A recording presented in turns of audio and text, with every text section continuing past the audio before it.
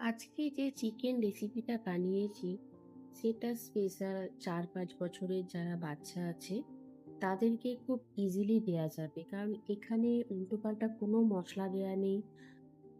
আর লঙ্কা এই বেশি মশলা এইসব কোনোটাই অ্যাড করা নেই। তো খুব ইজিলি 4-5 বছরের বাচ্চা, ইভেন 1.5 hours বাচ্চাদেরও দেওয়া যেতে পারে। আমি প্রথমে পেঁয়াজ, টমেটো আর একটু রসুন নিয়ে ওগুলোকে ফার্স্টে গ্রেট করে নিয়েছি। আর প্রথমে চিকেনটা ম্যারিনেট করে রেখেছিলাম নুন, হলুদ, তেল আর একটু পাতিলেবুর রস দিয়ে।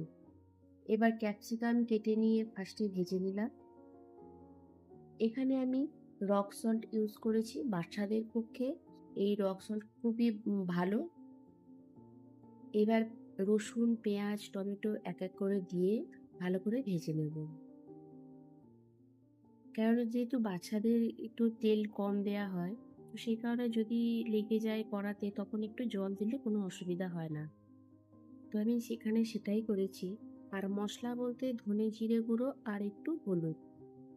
এবার জল দিয়ে একটুখানি ভালো করে কষিয়ে নিয়েছি। ক্যাপসিকামগুলো একটু নরম হয়ে এলে এবার ম্যারিনেট করা চিকেনটা দিয়ে দেব। আর বাচ্চাদের এই চিকেন লিভার দেবেন, মানে খুবই হেলদি আর প্রচুর ভিটামিন থাকে এতে। এবারে একটু জল দিয়ে কষতে দেব।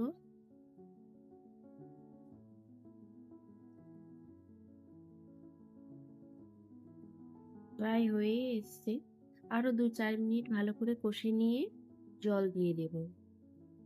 তাতে ভালো করে চিকেনগুলো সেদ্ধ হয়ে যাবে।